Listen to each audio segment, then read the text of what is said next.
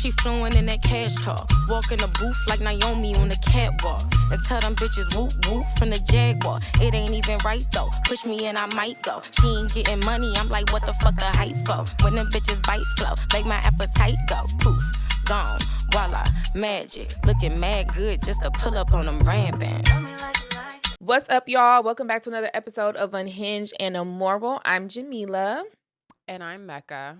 Welcome back. Welcome back. Y'all see we're at the OG setting, back at home, back in front of our wallpaper. Francesca Ramsey. Yeah, shout out to Francesca for the hookup. Hold on, I'm turning you up real quick. Shout out. It is a Monday. Like, we are really back to old times. Not that y'all would know this, but like this is something that we know. We're recording on Monday. And I went out last night, so I'm a little. Oh, yeah, I did. I didn't go out. My old niggas out last night. You said it was Sunday. Where'd you go? I went to Bar 5015. I went to Faces, the New Adore, and then I went to D Bar, which is. I had to leave. Like, I left my friends because I said, "Oh, I have to record in the morning, and I'm actually really fucked up." I got on TikTok and was mouth harassing a Jack in the Box burger behind music, calling some white bot a white hoe on TikTok. Were you on live? No, I actually have the video. The video is all of like 30 seconds. And it's me saying, "Fuck you, white hoe," while eating a burger. It's hilarious. I can't believe this. Me and my Jack in the Box with my Hispanic hot sauce. White hoe. I don't give a fuck. Like, go to bed. You should have known then it was time to go to fuck to bed. No, what are you doing? When I woke up and Sierra likes eggs. Shout out to Sierra. Sierra was like, "Yo, you're the funniest bitch alive." Oh, that's God. What I woke up to. I said, "Oh my God, y'all." Anyway, shout out to the white hoes. Shout out to the white hoes. Shout out to the white hoes. What did I do yesterday? Yesterday was Sunday. Oh, I recorded at Jay's podcast, and then I'm starting to develop a little bit of a routine, which is great because I know my days just be all over the place. But for now, my little routine is I go over there Sunday morning. We record at 11. And then after that, I usually just stay at his house a little bit longer, and then I just get work done. Like, he'll be editing, I'll be editing. Janae sometimes will be there with her son. His daughter be running around. Well, Janae was out of town. Do Noah be there? No.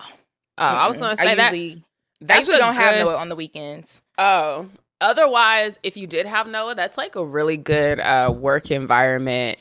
Yeah, bring like your if I kids had to to bring him, it would be fine. Like, it kind of just it hasn't like this is only like we've only are a couple weeks in, so it's kind of like still kind of developing some type of routine. But as of now, it makes the most sense for Noah to not be with me on the weekends because I usually have a lot of events or just stuff popping up. So that's kind of how we've been rolling. And then I'll usually get him either Sunday evening, or if Noah's dad has him, he'll take him to school Monday like he did today, and then I'll just pick him up Monday after school. So it's, you know what I mean? Starting to, you just do the co-parenting thing. That's what day is for. They're the parent.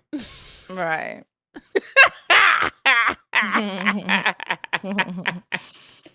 Yeah. Have y'all ever heard us talk about Jamila BD? Because that's how she. It's just so funny. Serious face. Yes. Well, shout out to everyone being able to bring their. I can't take this serious. It was an instant. No, you want to know why this is funny? Because my mom was the same way. Instant slant face when your daddy come up. Like, but like, you know what I mean? I don't. Instant. Right. But shout out to all the co-parents out there, and shout out to Jay for creating an environment that is kid friendly. We love an environment where you can bring kids and get your work done, because people be having kids, bro. Exactly. People be having kids. I say this as a childless person, but what I learned when I was taking care of little moms is that niggas be having kids. Like, people be having children. Yeah, people be having kids, and like it's way more normal than you realize. Like, I've met so many people more recently that just have children. I'm like, oh, okay, like, I'm not the only one with a kid. Like, that's so not. That's how like, I know abnormal. we grown. That's how I know we grown for fucking real. There was a point in time where Jamila was the only person I knew with a kid. And now Jamila is one of so many people I know with kids. So that's when I'm like, look at me. I started all that shit. I created all this. That's how I know I'm grown as fuck, because it's like, oh, you don't have a kid is the, oh my God, you're weird. Like, oh, you don't have a kid? Yeah. So it's so weird. That's like, the way people act about kids sometimes. Oh my God. Is they so just be strange. So dragging it. Like, because everybody has kids. It's also just not that deep to me. Like, yeah. Like, I think everyone understands kids are, like, at base level annoying, like, because they're kids and they don't know what the fuck is going on. But, like, when people have a, like, visceral disdain for children, like, I was just having this conversation with a certain someone last night. There is a bug. I'm going through so much, y'all. I'm damn like, still I'm still drunk. Clearly. Yeah, I was talking to a certain fellow last night. Who? And crazy question. You know, I never disclose my dealings. And we were just talking about how, like, sometimes it's when people randomly talk about, like, the way in which they talk about kids, it'll kind of make you look at them a little funny, like, that was icky. Like, why did you say that? That was strange. Why'd you say that like that? Yeah. No, I don't know. It's just not, it's not normal to me, especially people who are, like, older but don't have kids. I don't mind being childless, like, in terms of you don't want to have children, or you've decided that's not the path for you. Like, I respect that. I do think we need more childless people. It shouldn't be something that is, like, thrusted upon you just because it's a societal, like, expectation. But I also think, on the flip hand, since it is a very natural part of life, you can't be, like, acting like a dickhead.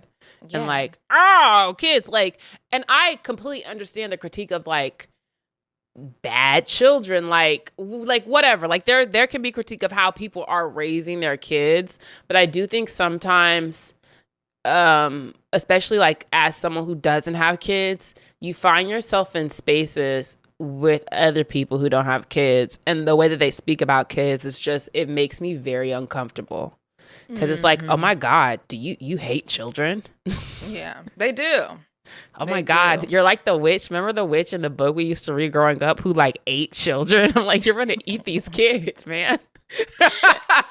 They be so mad, like, damn. But yeah, you know, I'm glad I have a good crew of people to where it's like, even like sometimes Lou will hit me up and, like, to do a skit or whatever, and he'd be like, or I'll tell him, like, oh, I have no. He's like, bring him. Lou always has his daughter, though. His daughter be around, too. So it's like, that makes me feel more comfortable. And I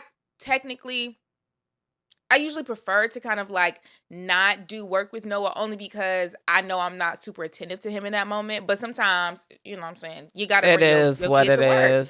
Like, especially when we were prepping for Ladies Night, the concert that I was hosting, we had a rehearsal one day, just had to bring him. And it was at night. And you gonna bring him that snack, that water bottle, and that tablet, and he'd be all right.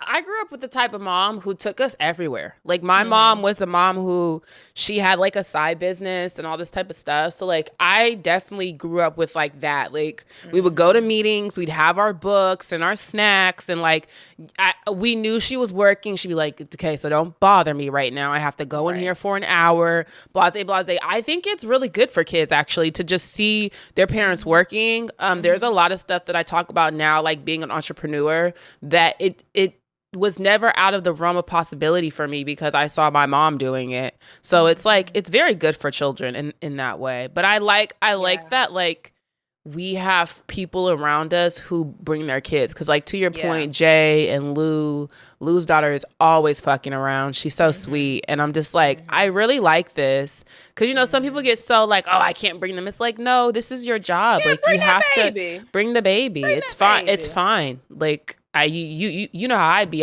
talking to kids like they regular people. So, hello, how was your day today? What do you have going on? Yeah. Jamila's son Noah has, like, a little raspy voice. He'd be like, Mecca. When he randomly tries to whisper, hey. Like, what is that? Mind you, he's so loud. Like, he's just such a character. Watching him to explain the Airbnb is... situation was so funny. So for context, for the whole year, I've been staying at Jamila's house, but then this last time I got an Airbnb. So I came, like, I was there, but then I wasn't. And Noah was like he had the concept that I was in town, but I wasn't staying at the house. So he was like, so why aren't you here? It was just hella funny. I'm like, oh, you understand what's going on. Like help me understand. Help me understand. Where the hell you going after you leave? Yeah, like I see your bag. Right. I see the bags and the suitcases, but you're obviously not getting comfortable. What's going on? Between that and your dad be watching the podcast at their house, I know that because Noah will be like, oh, are you and my mom going to work to talk? I'm like, you're so smart. No, I'm really raising an internet baby down. He'd be like, Mommy, you about to make a video? Okay, yeah, no, he literally knows, guys. I was cracking up. He was like, oh, you and my mom are about to go talk. I said, how do you know that? He was like, Papa on the screen. Mm-hmm. I said, when it come time for a career day and I show up there with my tripod, I'm an influencer. Yes. I can't wait for that day. Like, yes, I'm going to be showing up to the kids' school with some Gucci sunglasses on, a tripod, and a camera. Like, yeah, so, hey, kiddos, I'm a YouTuber. Do you want to hear something crazy? And I know the other parents are going to be so irritated. Like, yeah. This made me think of last night when I was walking through the club. And it was obviously some drunk man, but it made me laugh because he was like, hey, that bitch is on the internet. I was like, but he was talking to his homeboy. I didn't stop, but I was like, oh my God. And then the other nigga was like, oh, the internet bitch. Like they were just niggas. God. And they kept throwing the bitch word around. And my friends were getting mad, but I was also lit at that point. I was like, they're literally drunk and I'm drunk enough that this is funny. So when you said the other parents are gonna get so mad and they're gonna be like, look at the this way bitch niggas from the internet. Casually throw bitch out though, be so like, and then when you talk to when you check them though, they will like, oh yeah, nigga, yeah. I heard you. Stop. Yeah. Stop. You know better. Okay, so we're stepping into the new year, the new millennium, 2026. Now, full transparency, guys. Today is actually... It's the 29th. 29th. So we're technically still in. We're talking to you from the past. So, but I mean, we're right there. We're kissing the new year. So I still think we can kind of like get into having our. We have 2 days left, and you guys got to enjoy your favorite cousin Devin for the New Year episode. So I know you guys really love that one because that was just a good little kiki. That is so funny. But this is gonna be like our official New Year video where we can kind of wrap up our year, talk about some of those things. Our favorite moments. We can also talk about what we're excited for the new year, all the things. What would you say your highlight from last year, this year, 2025 was for you? I feel like we had such a whirlwind year that I have so many highlights. Like I have a highlight reel.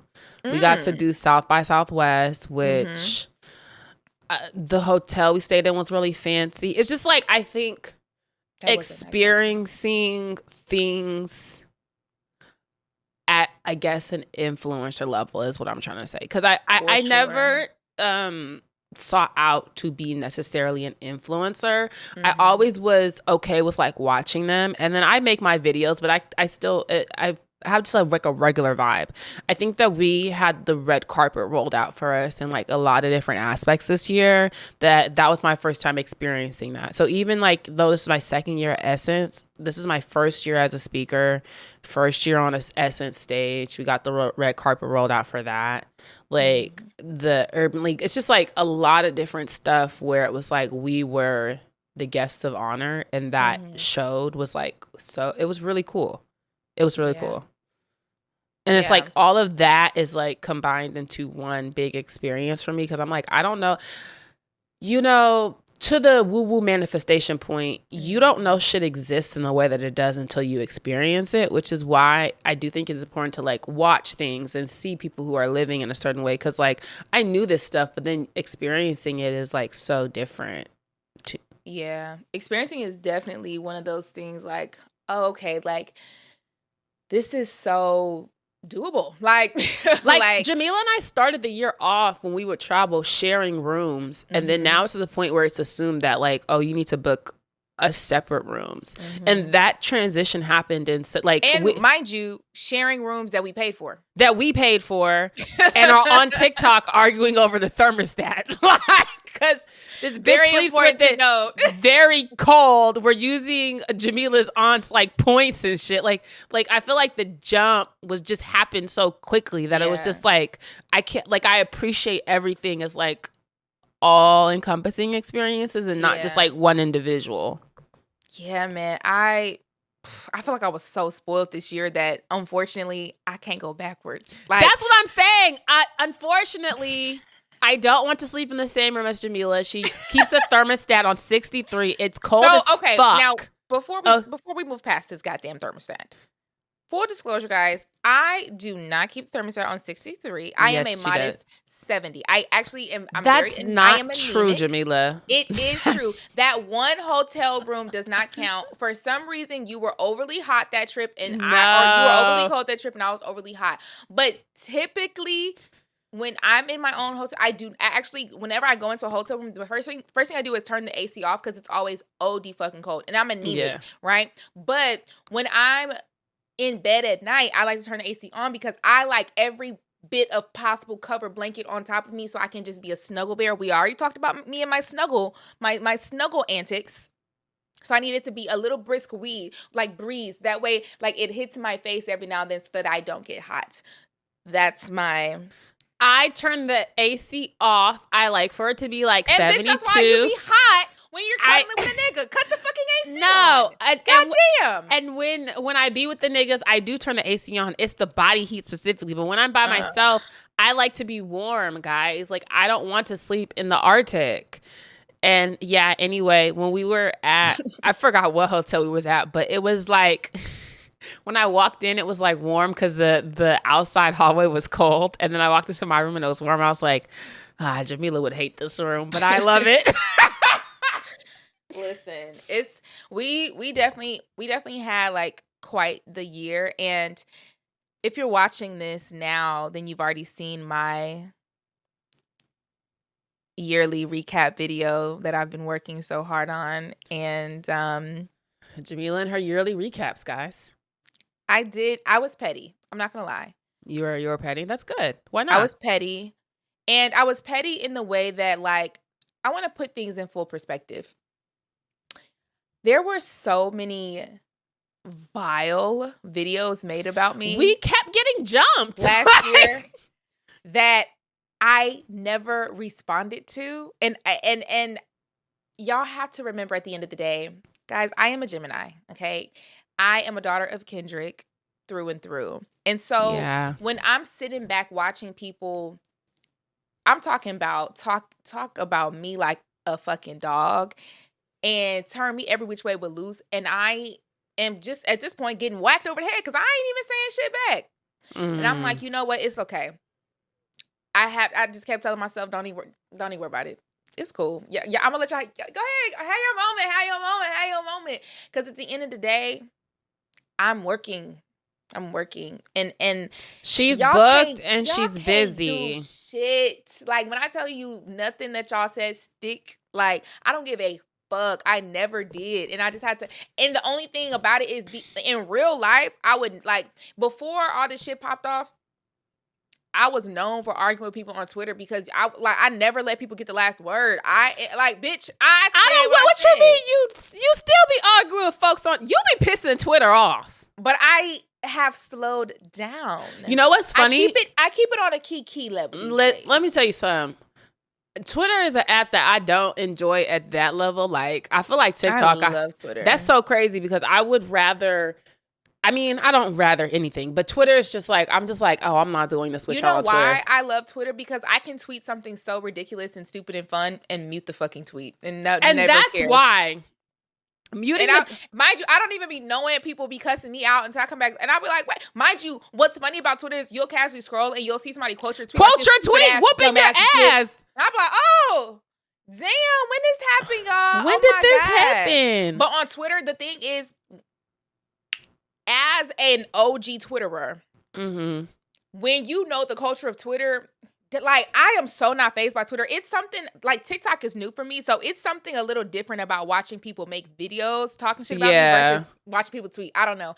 I'm used to, like, Twitter shit, because it's like, y'all shut the fuck up. And when I tell you I don't give a fuck on Twitter, like, I don't You know what I think it is? Who are you talking to? I existed on Twitter with such anonymity for so many years. Do you know the thing is? And then it's like my viral tweets were always like very well received. I think now in this past year going to the spike, and the thing about Twitter is like once you hit over 20,000 followers, your tweets travel at a faster rate. They travel, okay? Yes. And they could hit now you on the blogs. Now you on the blogs. Like, that's happened to both me and Jamila this year where it was like, I've always had people who I followed and they had that experience, but like never myself. And so some of the stuff I just have had to readjust because I'm like, oh my God, I can't just say shit anymore. Like I used to be way more, I mean, in a general sense with all my social media, I used to be way more off the wall. Now it's like, is this going to offend anyone? Like I think a lot before I do things, but yeah, that's why the video from last night was so funny because, you know, it was the first time, obviously, in a long time that I didn't really think before I made a video. And I'm just like, white hoe. Yeah.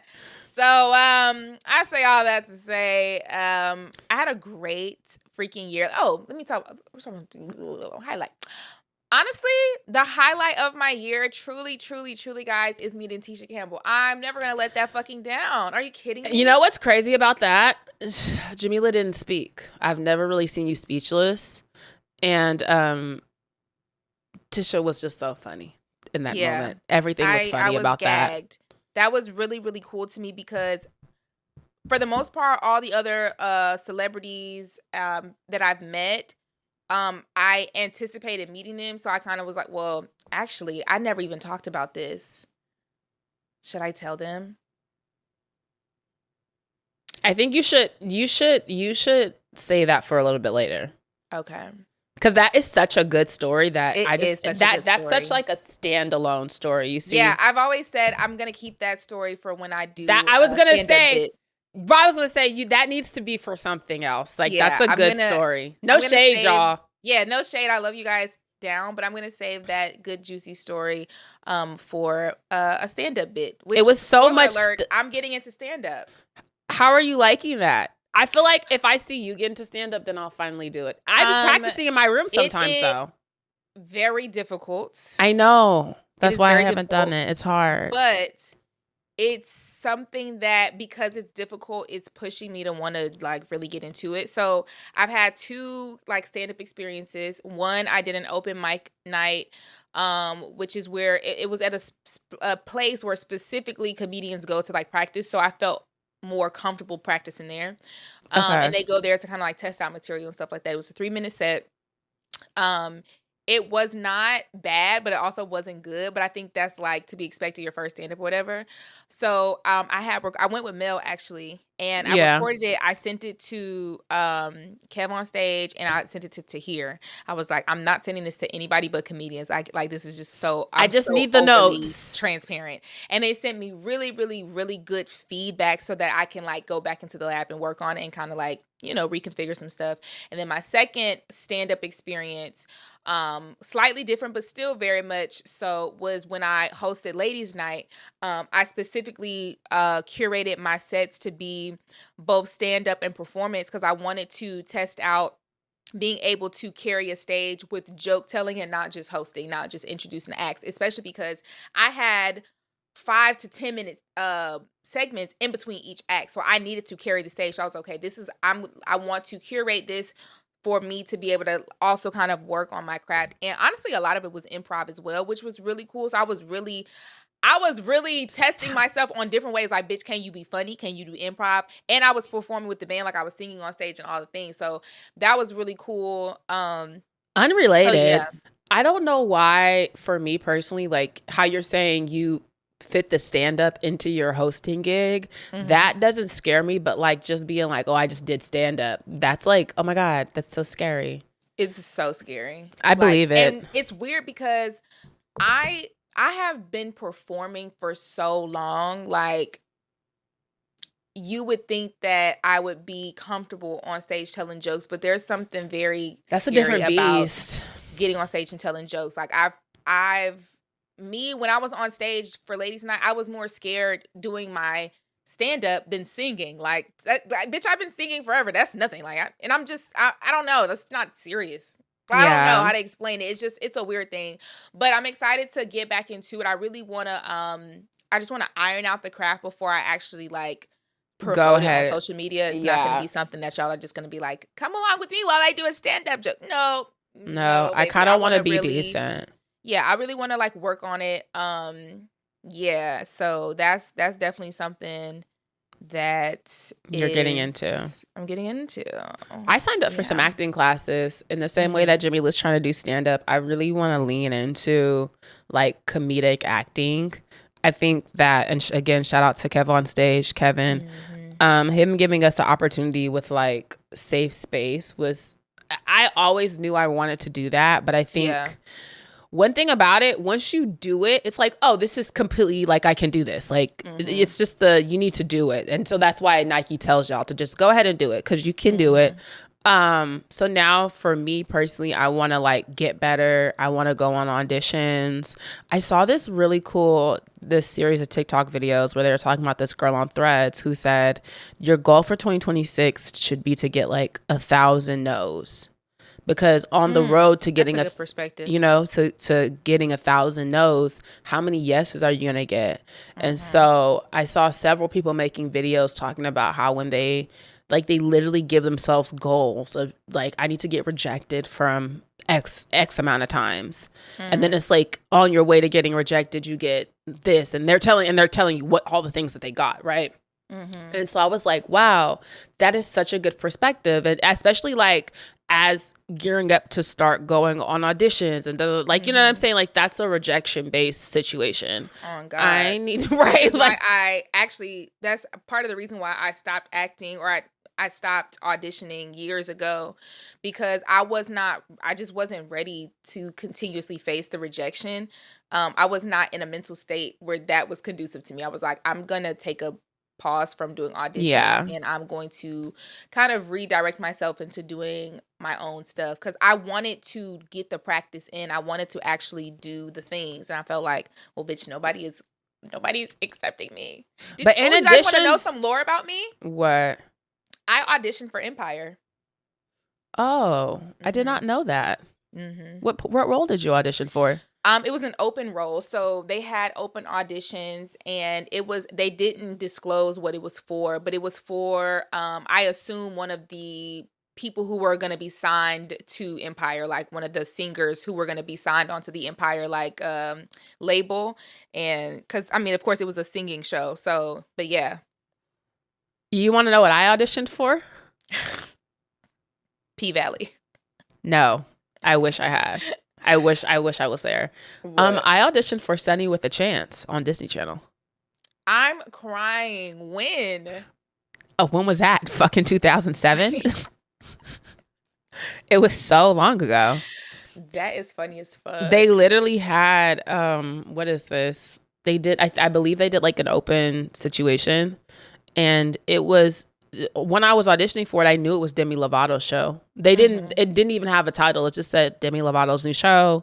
And I auditioned for it, and I was like, wow, that's insane. So that's a piece of lore I never shared. That's what I'm saying. And I feel like I didn't expect to like get it, but I was like, that would be so cool. But my mom wasn't into like the child star. She was like, this will send you down a path of drug use. So she ain't lying. She was like, yeah, no, we're doing this so that you can check it off your bucket list and you feel supported, but this isn't going to be a thing. Yeah. So, yeah. But now I want to get back into the auditions. I feel really like confident in myself, but I want to do it much to your point, how you want to do it right. Like I want to take acting classes. I just look at how well we did on Safe Space, and that was like no training, no nothing. I'm looking at audience reception and I'm like, yo, imagine if I actually tried. I wasn't trying. Yeah. It was like, it felt really good to be on a set in that way and get back into like just acting. I can't stress enough, y'all, how much fun filming that was as well. It was so much fun. I didn't even realize we were on set for like 8 hours because we were having so much fun the entire time. So if and I don't assume every set's going to be like that, but hopefully, fingers crossed, most of the ones that I am are like that. Sets are like so,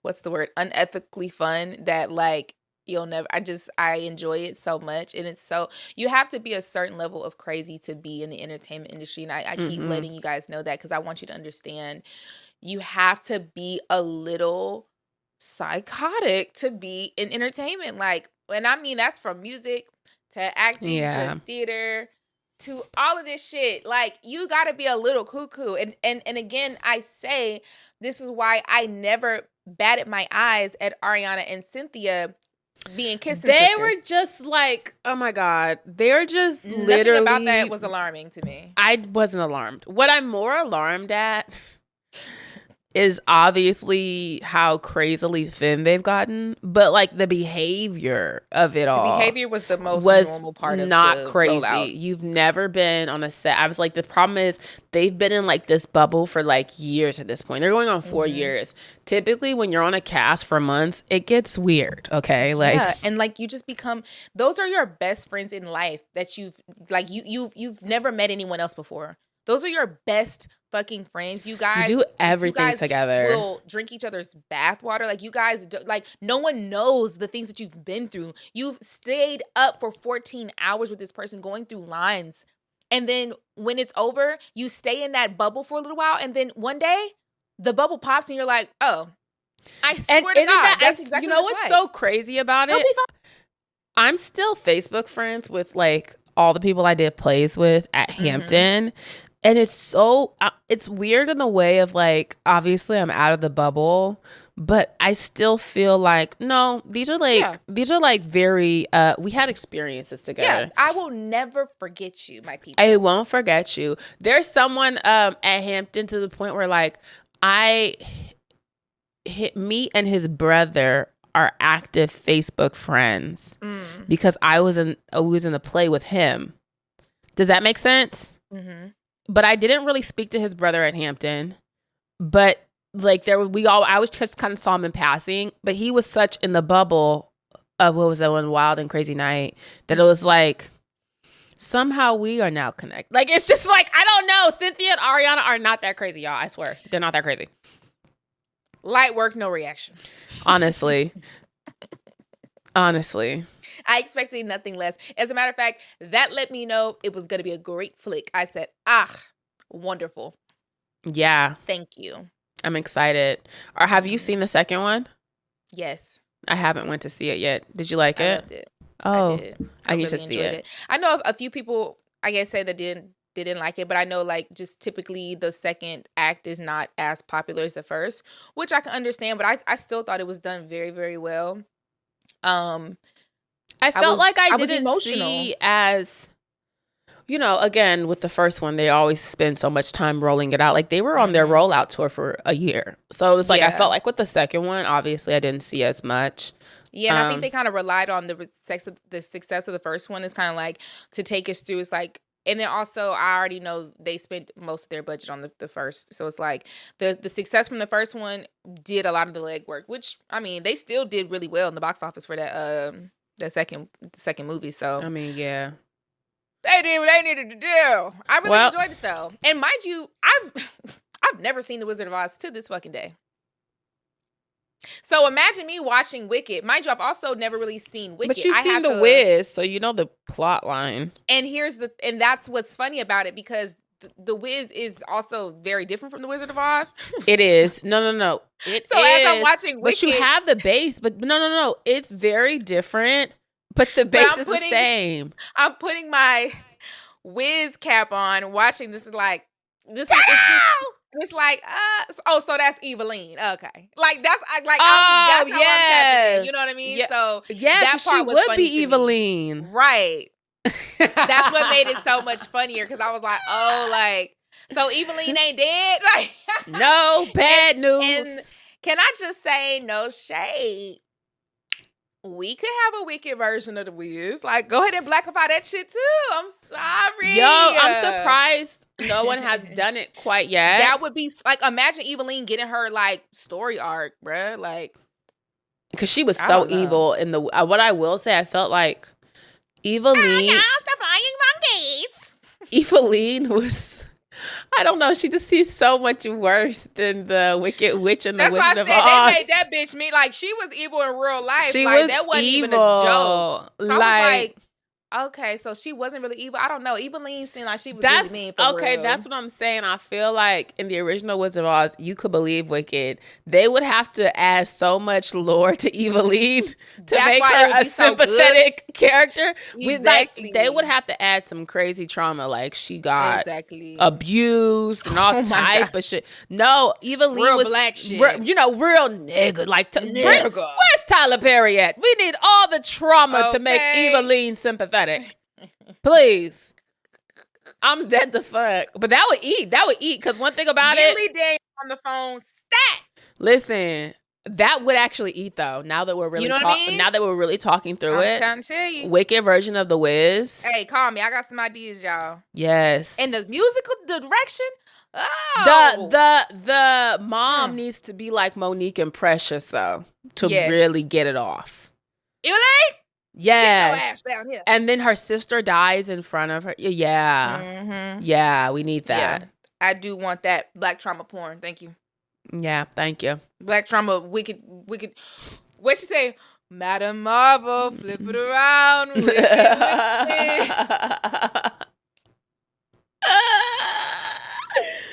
That shit cracks me up every fucking time. Flip it around, Wicked Witch. W's up. Dang, now you really got me thinking. Mm-hmm. Michael's not here. Well, everyone's dead except for Diana Ross, to be honest. Yeah, no, it would have to be a new. It would. There's no way they could use the same cast. Yeah, obviously. no, obviously they would have to. But we would need to do. It has to be singing, obviously. Again, but it has to be nigger singing. Yeah, and I have someone who could do the musical direction. Since we no longer have Quincy Jones, we do have John Baptiste, who is also a musical prodigy. Absolutely. Yes, he is very talented. He is I feel like our generation's Quincy, no shade. He could absolutely do that shit. John Baptiste, call me, nigga. I got some. Come on now, put you to work. Eveline needs some music. She needs some really, and she would have to be literally be a Cynthia Erivo type singer. Like she would have to be someone who could sing down. Yes, down. Oh, this is good. This is good. Who can I call? And just so that niggas know it's supposed to be The Wiz, it has to be a 40-year-old woman playing Dorothy. It cannot be a teenager. We have to maintain the continuity and brand integrity. Yes. And short fro. Short fro, clearly over 35. Yes. Like, even though we all know Dorothy's a teenager, it has to be a very clearly grown woman. If we're gonna go there, we have to maintain brand integrity. Exactly. And we do need someone who is ridiculous to play the wizard as well, because it was Richard Pryor in the Wiz. Mm-hmm. So we need someone just as kooky. Maybe Marlon, Eddie Murphy. This is your time. Or no, Marlon Wayans would eat. No, I was gonna say Eddie Murphy because he's kooky and known, but Marlon Wayans would eat that. Yo, he's really unhinged. Yeah. Wait, Jamila, let's cast our Wicked Wiz right now. So we have Marlon as the wizard. Mm-hmm. Okay, Madam Marvel, do you think Jennifer Lewis? Ooh. Just because I feel like if we're gonna nigga it up, That right? could be good. That could be good. And she can play a good, either her or Lynn Whitfield. I said we need someone who's comically evil. We know it's unserious, but they always play like evil. Mm-hmm. Actually, Miss Jennifer, I'm gonna bring you back. I'm gonna give it to Lynn Whitfield because it needs to be someone who she can play a nasty, just a nasty wicked witch. You see what I'm saying? Yes. Uh-huh. Okay. Sure. So comically old as Dorothy. But in Wicked, they didn't even show her face, so that could be it. No, but it has to be a flat or maybe someone's hands, very obviously grown woman hands. Mm-hmm. I need that gag. I'm sorry, I need it. Yes. Scarecrow, follow me. The young man who was in Sinners. Ooh, Miles. He's because Michael was really young when he did that role, and I think it would need to be someone, like a sweet precious baby, and he's also a prodigy. Yes, he is. He's so good. He's got a little deep voice, but I think that he could do that. He's on down the road. I could see him eating that up. Yes. Okay, for the fucking Tin Man. But in the Wicked Witch, the part 2, the Scarecrow is the prince. She turned, and that's what gagged me because I was like, "This is not." He's the. When I said the Wicked, I was like, "Oh!" And what I learned, pause on our casting. What I learned is that even though Wicked is based in the Wizard of Oz universe, those are 2 completely different stories, actually. Yeah. So, because when they showed how the dude became Tin Man and Scarecrow, I was like, what the fuck? That's not what the fuck happened in the Wiz. So, now that I'm thinking about that, like, whoever the Scarecrow is, he would have to be the prince. He was going to marry Glinda. Yeah. But I'm still cool with Miles, though. That's still what who would be Glinda, though? We could go Halle Berry. Not Halle Berry, Halle Bay. Because she has that whimsical voice. She has a whimsical voice. That would be good. But then who would be Elphaba? I don't. This is when it gets I was going to say Elphaba. I can't think of any. We need a screamer. But like in a nigga way. Right. There are not a lot of young girls with that vibrato. Because the biracial R&B is taking over. There is a young lady who has a phenomenal voice who I think could do something with this role. Who? Samara Joy. Yes, the jazz singer. She's very pretty. She is. Oh, and that voice, because I've heard her do some things with it. Like, her register is amazing. And I think that she could give us a nasty Elphaba. Oh. And I think the contrast to her voice and Halle's, God. Yes. I actually like that. I like that. I need this now, guys. Oh my God. So the thing is, and this is just like a aesthetic choice. I think since they already did Elphaba with the micros in The Wicked, in our nigga whiz version, Elphaba has to have a bust down. Like, I just don't, because it's like, the braids were already done. And a bust down is at its switch it up. Yeah, at its root is so black. Like, and then we got Halle with her locks. You see what I'm saying? We getting the bases covered. Yeah, for sure. we need that. We need that Morticia middle part bust down for Elphaba. Seriously. Okay. Bach became the Scarecrow. Am I correct? Who was Bach? The nigga Ariana Stoll, I believe. Well, I thought we said Miles. Oh, I'm sorry. Bach was the prince. No. Who did Ethan play? The ugly white boy? Yeah, who Ariana took. Yes. Oh, he he got turned into the Tin Man on accident. Okay, so and he needs to have like a voice. Jacquees.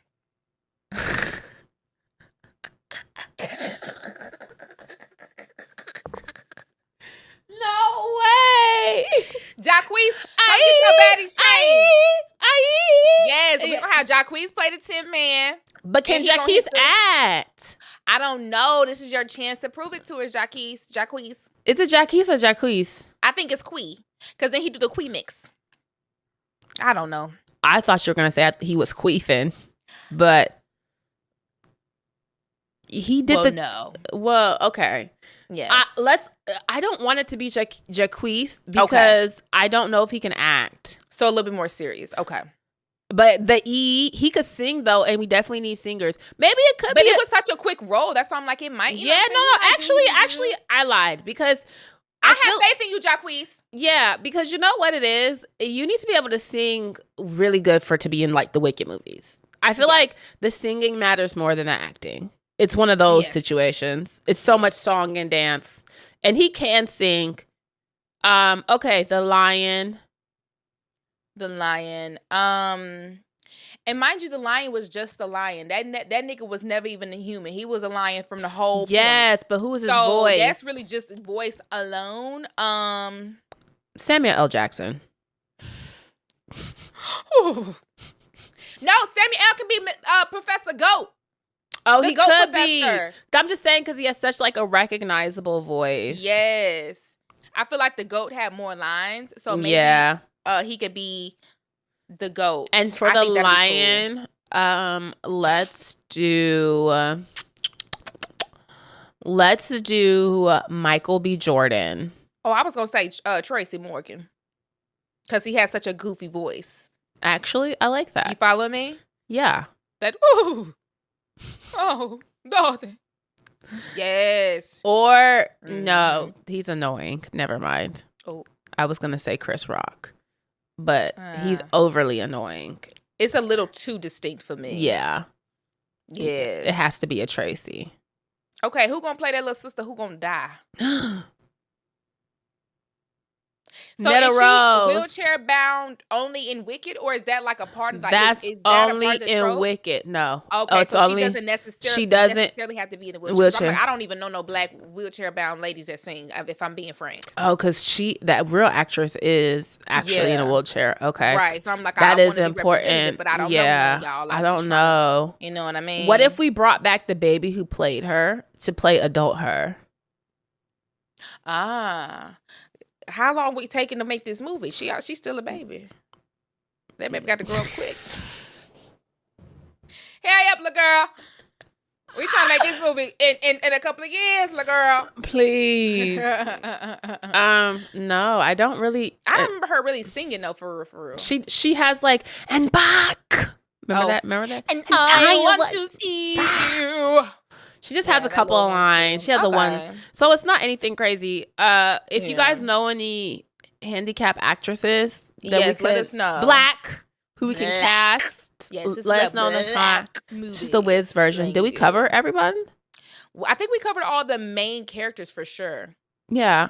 Okay, period. That was good. So Lee Daniels, you're gonna be in charge of the direction.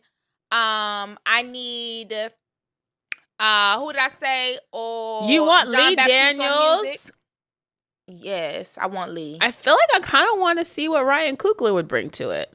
Oh, Ryan would make that shit so good. He'd take all that music out. Ryan and his wife, because he always says his wife is like, I think her name's Zizi. Don't quote me on that, but he always says she's the one who brings in like the little details, like in terms of like they're a dynamic. Yeah, duo. Smoke and Stack, the red and blue. Like there are so many post sinners little things that I found out, like just detail, and this is the thing that needs detail. Not only detail, but nigga detail.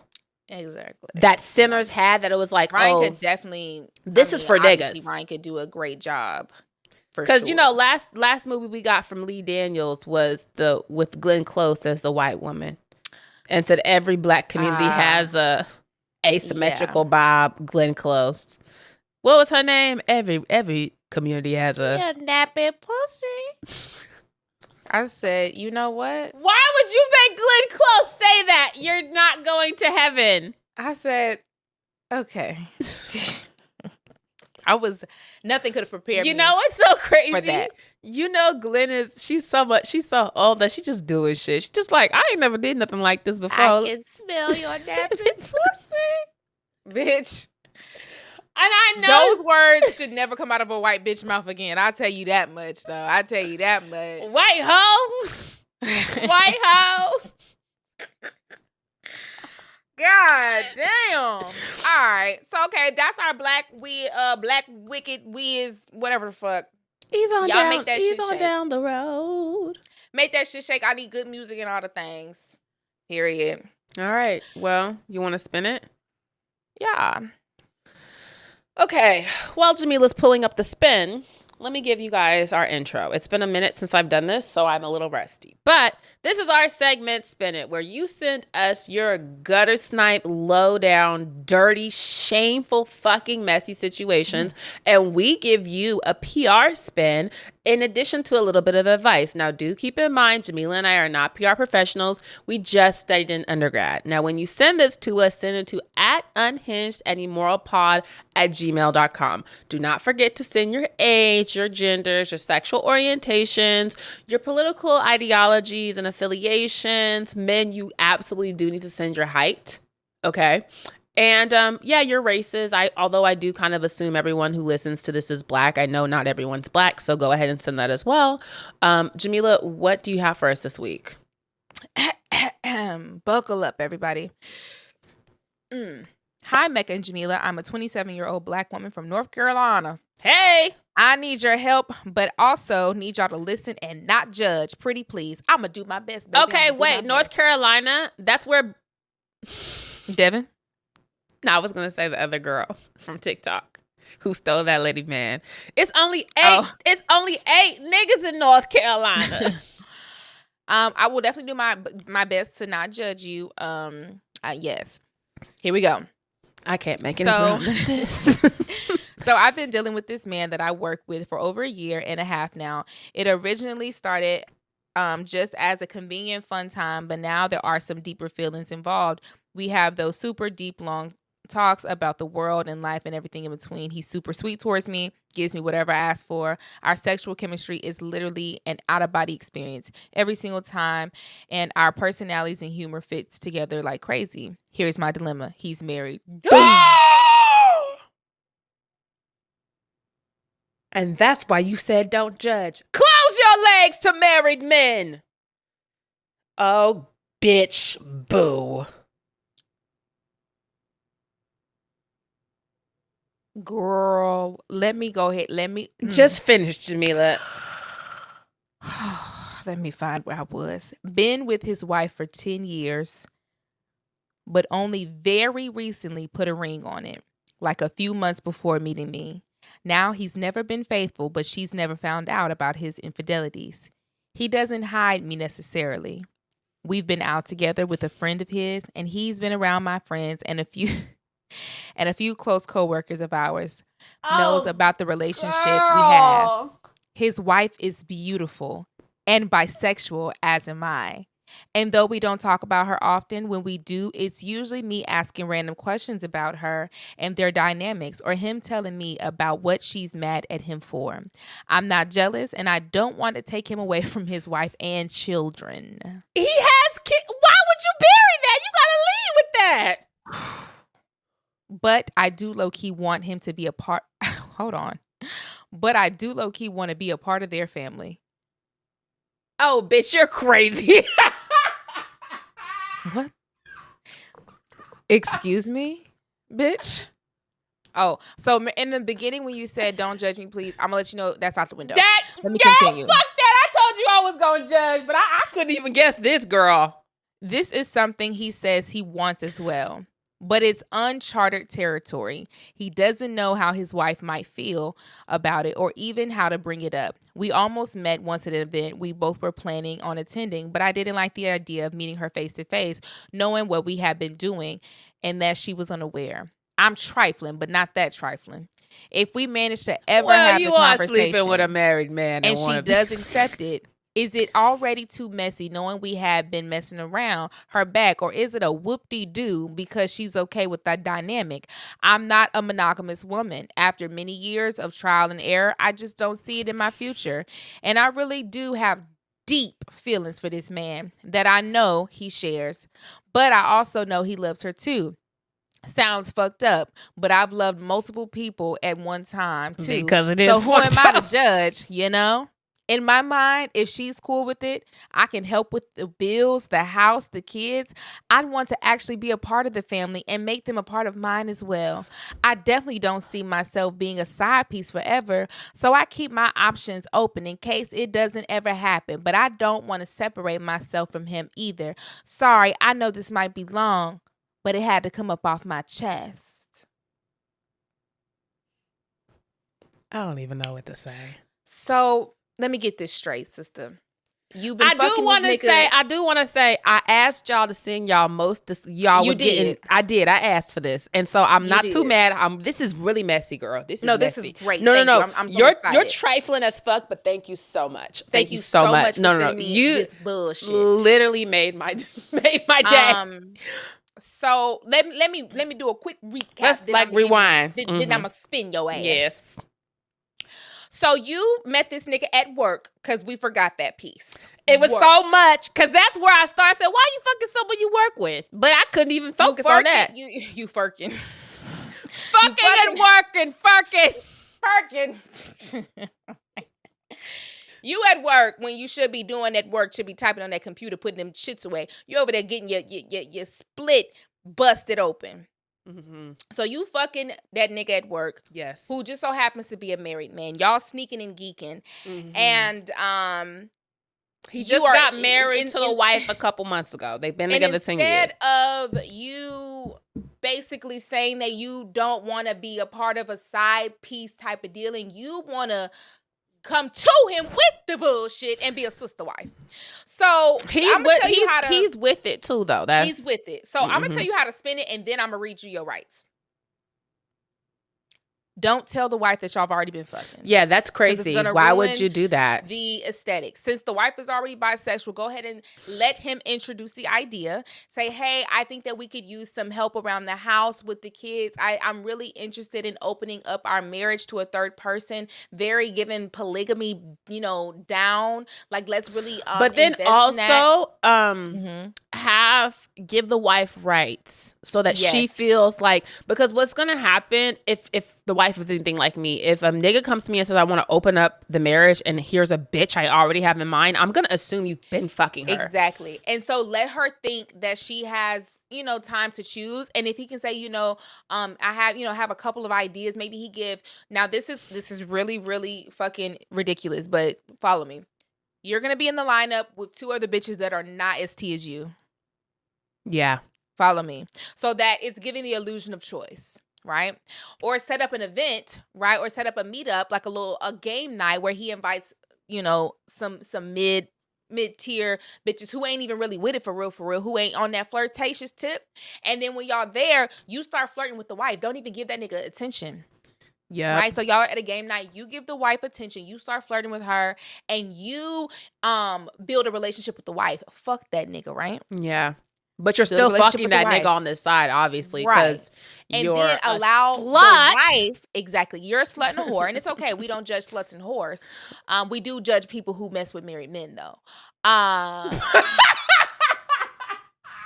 So what you're gonna do is you're going to swindle the wife, right? You're gonna flirt with her, and you're gonna give her those slutty eyes that I know you have, right? You're gonna give her those slutty eyes, and you're gonna you're gonna try to make the wife want to fuck you, right? Yeah. So then they've both cheated. So now you're even playing field. So then once that's happened, then you can really swindle the wife. Really and unethical. Then that's how you bring up the conversation of trying to be a part of the unit, right?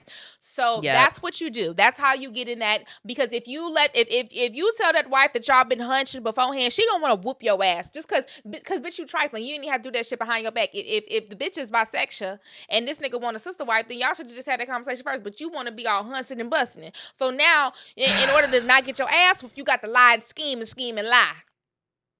But you was doing that anyway because you fucking a married man. So I know you don't care about continue with the lie because you said, bitch, I want to be a part of that family by any means necessary. And that nigga better be motherfucking fine and got good dick for you to be all up all this.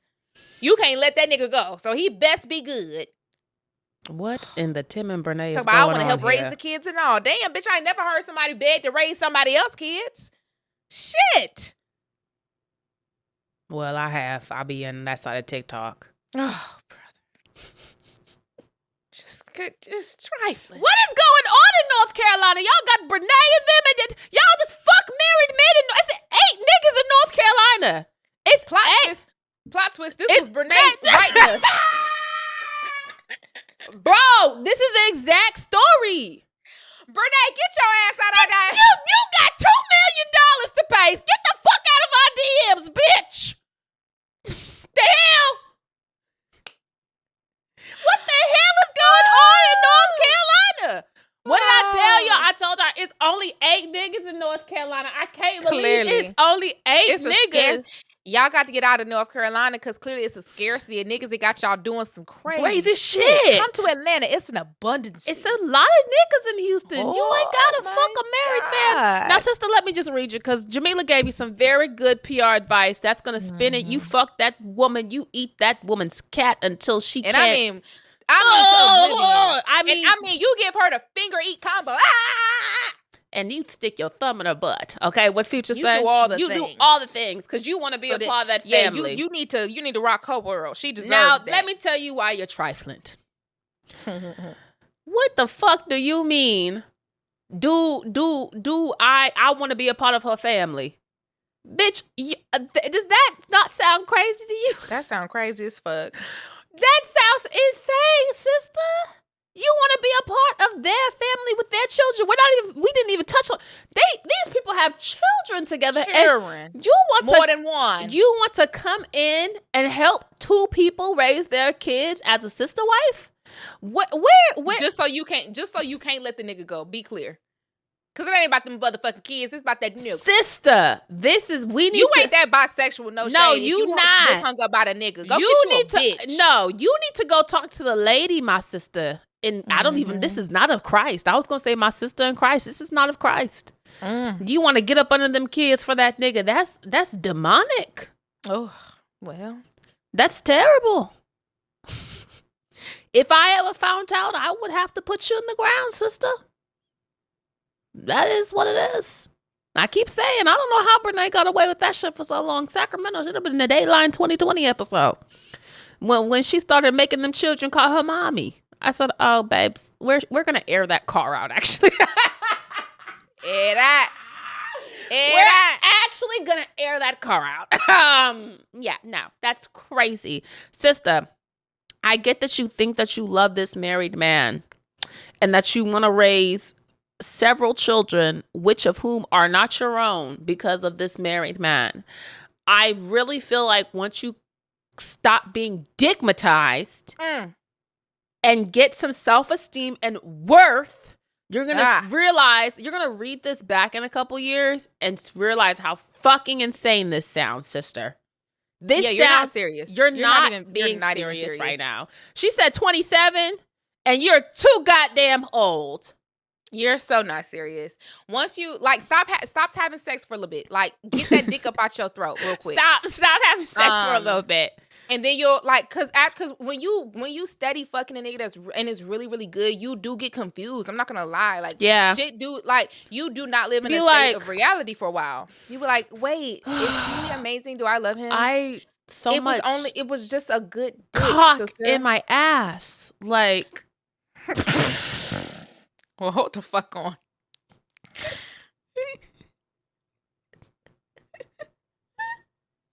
It was what?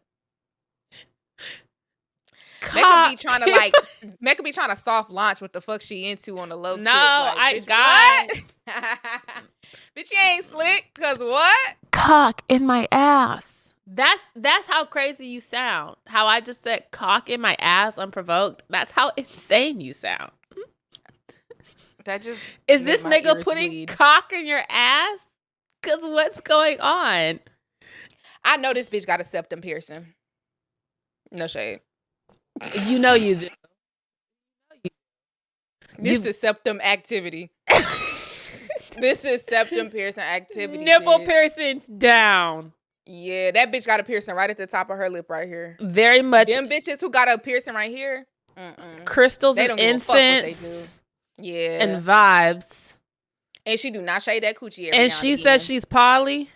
Oh, yeah. Oh, she has hairy pits. I was going to say, and you're either really cute or really not. It's no in between. It's no in between. Baby, I know them pits. One thing about them, and I'm specifically talking about the black polyamorous people, because white poly people, unfortunately, y'all are not beating that. I've never seen one that was like, oh, I didn't know you were poly. Like I could tell a black lady is poly off their eyes alone. Yeah, but that's what I'm saying. Black women but... who be poly they either be the baddest bitch on the floor. Yep. This is the baddest musty. Yeah. It's like you're the baddest bitch you ever seen, or like, yo, sister, just a tinge of must. Like, oh, sister, okay. It's a little bit twanky. Hey, you be using them lemons for deodorant, huh? Yeah. Erica Badu. Hey, come on, Dr. Sabi. Alkaline water. Nuts and berries. Well, and shit. And now I kind of need to know what you look like, because if you are on the other end of being like one of the bad bitch polyamorous bitches, you finna piss me off even more. Cause you don't have to do this. And I feel like she is. I feel like she's on the cuter end of the spectrum. I do. Because she don't give a fuck. And that your that fault. I was like, I'm like, oh, this bitch don't give a fuck. She gets cute. Niggas. You're cute you ass get niggas. Bitch. And that's why you pissing me off. And you're greedy. You're a greedy ass bitch. You're a greedy ass bisexual. Cause you're bisexual and you're cute and poly, and you want this nigga just for the strength of you want this nigga when you know you can have other people. Bitch, get out my fucking face and go get you a couple more bitches. You about to make me mad now that we talking. Get your bitch quota up. The fuck? Get your cute ass out of here and go do some work. Fucking just trifling. Goddamn. Stupid. That don't make no damn sense. You know, I know we were supposed to do this on what do you call it? Our Patreon. But just to give everybody a sneak peek of Patreon, can we do a screwball? Yeah. Because I have one. Okay. So let's do a screwball. So let me introduce y'all to screwball, because I want y'all to really tap into the Patreon so y'all can really understand, like, you know, all the lore and things. So we have a segment on Patreon. It's a Patreon exclusive called Screw You, where we give somebody screwball. It's very similar to like Donkey of the Day, right? So it's like somebody or something. It's Unhinged and Immoral, like, and y'all are Screw Crew. So the screwball. Exactly. Screw you. So it's basically something that we give to somebody or something or some group of people that we feel like was on some bullshit, and we just need to read them for filth. And we have a few on there already. So if you guys are subscribed, if you guys are part of the Screw Crew, we are you Charlie already know. Kirk. We carrying the flame. When I tell you I be singing that, like, I hate the internet, bro. It's literally so ridiculous. do. But who I want to give the screwball today to is none other than who? Nicki Minaj. Oh my God. Because I'm sure by this time the bitch did something else. Pull up in Lanka. What did he say? Pull up in the Lanka. Pull up in the Sri Lanka. What? Yeah, Nicki, come and get your baddies chain. You know what? The funny thing is, none of this was unpredictable. It was all actually very predictable, but it was still disappointing nonetheless. You got your black ass up on that Turning Point USA stage and made a complete fool out of yourself, because not only was you shucking and jiving and cooning for some white folks who don't give a fuck about your black ass, but you also didn't say shit. You was up there just rambling. Bitch, shut up. Talking about some handsome and dashing person. I don't know. You weren't saying anything of nothing. You're just talking. And that's how I know you need to get on the We Are Charlie Kirk remix. And We Are Charlie Kirk. Like, girl, you're so embarrassing. Harajuku Kirk. Harajuku Kirk. Harajuku Kirk is crazy. My other favorite part about Nicki's crash out is the fact that she's blocking her stance. I'm sorry. When she blocked Raymonte, I was crying. When she blocked Raymond. And then when someone was like, yo, dumbass, and he was like, I'm a dumb, stupid bitch. I said, Raymonte, please. I said, damn, because mind you, Raymonte ain't even say nothing crazy, bro. All he said was what happened to my sweet little Nicki from Trinidad. She blacked. Mind you, I been going in on this bitch, and she ain't blocked me yet. So I feel like that's so mean. Like, Nikki, don't block them, block me. That's so mean. They was so sad. But that shit is funny as fuck to me. Like, damn. But yeah, like, and I just have to say this. Ray Monte is so funny on Twitter. Bruh, Ray Monte be having because me the thing is, y'all be cussing him out and he just don't be giving a fuck. Don't give a damn. And he'll say something. It's just like, the funniest Ray Monte tweets be him responding to getting cussed out. Like how he was like, shut the fuck up, stupid bitch.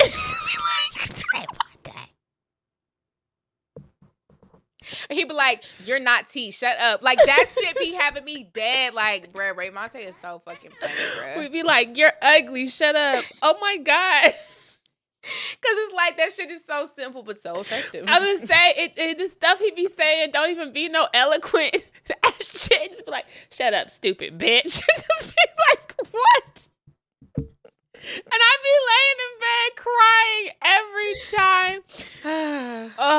When they were talking about Ray Monte Blacks, and he's put Ray Monte International, or I was like, so it's so much Ray Monte lore on Twitter specifically. There's so much. You have to follow Ray Monte on Twitter. Like, it's just following so much. him on TikTok is so like base level. No, you get nothing. I was gonna say, he's backed up off TikTok. He's not on TikTok the way he used to be. You know nothing if you only follow him on TikTok. You have to follow Ray Monte on Twitter. You have to follow him on Twitter. That is where the experience is.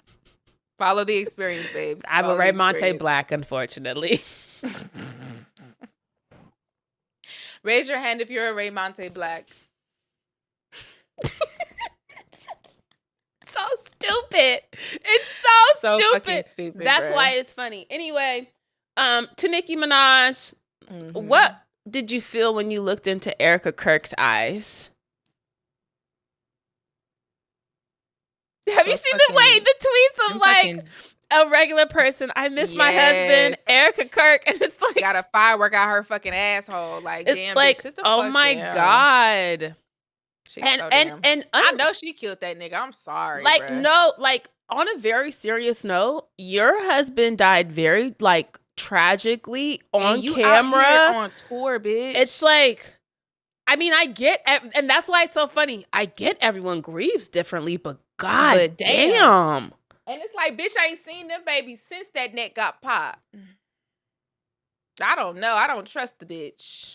It's like a little suspicious. Like at first, it is. At first, I was like, oh, okay, but then it's like she's channeling whatever this energy is. But now it's like, okay, nonstop. This like, is crazy. What is with them in the fireworks though? Like, what is it with the pyrotechnics, bitch? Like, you have to go talk to the lady. Rest in peace to my nigga without the fucking pyro. Like, bitch. Rest in peace to my nigga. She gonna have a pyro pop out her pussy eventually. No, literally. And you know what? You know what would eat? And I'm not trying to give them ideas. If they played "We Are Charlie Kirk" in the background. We are Charlie Kirk. We're carrying the flame. I hate that it's stuck in my head. Bro, white people are so fucking... No, that's what they want. And you know what is crazy? When you think about, like, when we learned about the Groyper and they just wanted to meme this nigga, I'm like, y'all killed this nigga to make him a meme. And that's insane. Y'all did it. Bruh. Y'all literally fucking did it. White people are evil, man. They're crazy. Y'all even evil to each other. Hey, let me stay out of they like, y'all way, are bitch. Fucking evil. My God. Stay out my goddamn way. Anyway, we are Charlie Kirk. A lot of people was like, so I seen a couple of Barbs like making videos basically saying like, oh my gosh, I'm very disappointed. Like, as a lifelong Barb, like, this was my final straw. And it is very sad. And like, you can tell they're very hurt and distraught from having to lay down their queen. And then it's people saying like, oh, you lame ass bitches. Blah, blah, blah. And I'm like, sorry. Y'all don't understand. Like, I could not imagine if Beyonce did some shit like this. I would literally be, You know what is the funniest part about this? Bro. The funniest part is watching the Barb's reaction, both hardcore and the disappointment, because the ones who are like, and I don't give a fuck.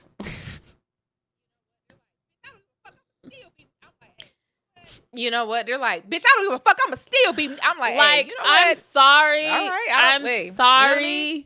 The gay men specifically, who are like, I don't give a fuck. It's like, you know what?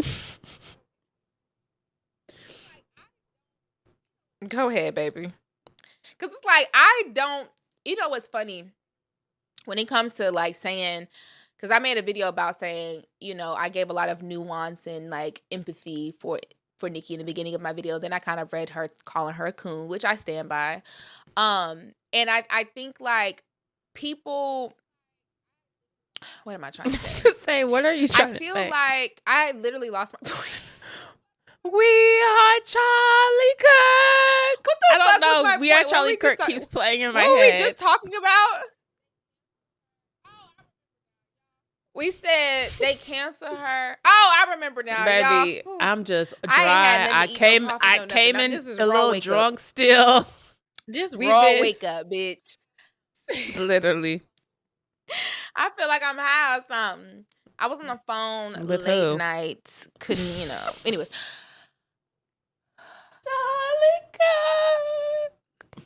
We have to get out of here, man. We have to get out of here. Basically, what I was gonna say is people be ODing when it comes to like the whole cancellation of people. It's like I can call Nicki a coon without demanding everybody stop listening to her too. Like it's not like, guys, y'all are like, I'm just saying that she's a fucking coon and she's pathetic and she's shucking and jiving for bullshit. It doesn't mean I'm finna call for like everybody to remove Nicki's music off, and because I don't think that is as. I feel like that's a little performative sometimes, and I feel like what's more effective is to literally I think it call honestly her a coon depends I don't know. on the person. I don't know. And what that person feeds off of. It definitely depends. I actually think Nicki feeds off of the attention. So I think the best thing is to ignore her. Like she's like a child. And that's the thing. Every time she does something, she knows we're going to get riled up and talk about her, which is why she keeps doing it. And so, you know what's crazy? This is how I know I'm maturing.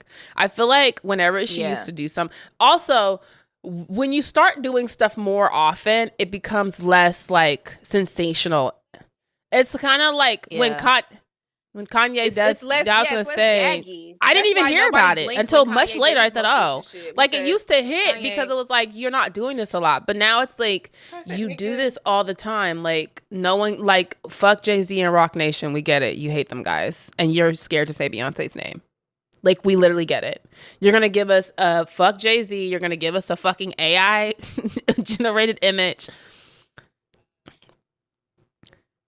You're gonna say fuck Desiree. What's the fucking name? And you're gonna try and allude to say Beyonce's name, but never actually say it. Yeah, because you're scared. Oh, but I will say this though. You know, she kept saying that she has an album coming out in March. One of two things is gonna happen.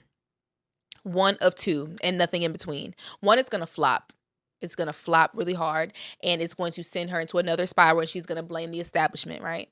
The other thing is it's going to go up, but for the wrong reasons. It's because she has solidified herself into the MAGA base, and they are going to do it out of spite. But of course, they don't actually like Nicki. They're going to do it just because they know that we are not fucking with her in that moment. So I'm very interested them niggas killed Charlie like Kirk and made him a meme. So at this point, anything is possible, truly. But the thing is, I can also see, because no shade, she hasn't dropped a good song in years. Like with Megan and the Bigfoot, that shit sucked. I feel like if she dropped a bad song, people like would meme it. So it would go up, but it would, for sure. It would be ironically, like unironically bad, and that's why it would go up. Yeah. And no shade, I feel like when you got a lot of bullshit on your heart, when you're like going through trauma, you can't also be talented in that way. I don't know. That's just the laws of physics. It's just the laws of physics. There's no way you're gonna drop the hardest album of all time come March. I know it's not gonna be good because you don't got it in you no more, sister, and that's why you're spiraling, because you can't keep up with the new bitches. And you know, funny enough, you don't have to. You never had to keep up. You could have just bowed out gracefully. Or you could have never said anything, and nobody would have ever questioned your legacy. Yeah, but I think you the are thing just such a with Nicki is like obviously insecure it's lady. very what we've been saying. She could have kept going. No one was saying retire. Like, no one ever said that. Beyonce hasn't retired. She's given us like some of her best music in the latter half of her career, like a Tina Turner. You could have had that. Or it's just like you just are so toxic to the young people that no one likes you. And the people who like feel reverence to you are like, to me at this point, one, either grew up with you, like you gave them something very important when they were growing up, or two, they're very lost children who are looking for like belonging. It's no in between. You don't have like the general population, you know, at your beck and call anymore, which sucks. I feel like all the normal people are like, I mean, Nicki has some great songs, but she's weird. It does. And it's whatever. Same thing with Kanye. Yeah, it's just like, girl. And let me tell you something, bitch. Joe Budden has turned his back on her. And I didn't even know that. Joe Budden is a Nicki stan, baby. And baby, you lost Joe Budden. What did Joe say? You're done, sister. He was one of the people. He was That's just what he like, said. I'm done. I'm done, Nicki. I'm done. This is it. I'm done. You lost me. That's I'm hella done. funny. That's crazy. I'm done, Nicki. I mean, hey. Shout out to Joe. When you lost Joe Budden, I guess you've lost it all. That says so much, I guess. You lost Joe Budden, bitch. I don't. It's just like Joe Budden being a litmus test. This shit is funny as I fuck saw to them me. beating your ass on Twitter. One of the barbs. Let me. But mind you, I saw it because it was on another tweet, so I had to go find the tweet that pissed them off. Grace R. Ungwa, because you use your first and last name. You emailed me and said, "You ugly ass bitch, go to hell and die, bitch." I'll be contacting your employers. You know what was I don't know if she's in like America though, because when you sent me it, I did try and find her because I was just hella weak that she had her full name and a picture. That's what had me crying. And the selfie. You know how Gmail lets you have full name, picture. This is literally not a bot. This is a real person. That's why I said she is cute. Too cute for that. And she's really pretty too. So rude. What a shame. Nicki doesn't care about you, so Grace. Nasty and so rude. Nicki don't give a fuck about y'all. Nicki doesn't care about Raymonte, then Nicki doesn't care about any of y'all. On God, I said, damn. You're right. None I of us am are a safe, stupid, dumb bitch. None of us are safe. I'm sorry. That's like a top 5 Raymonte tweet.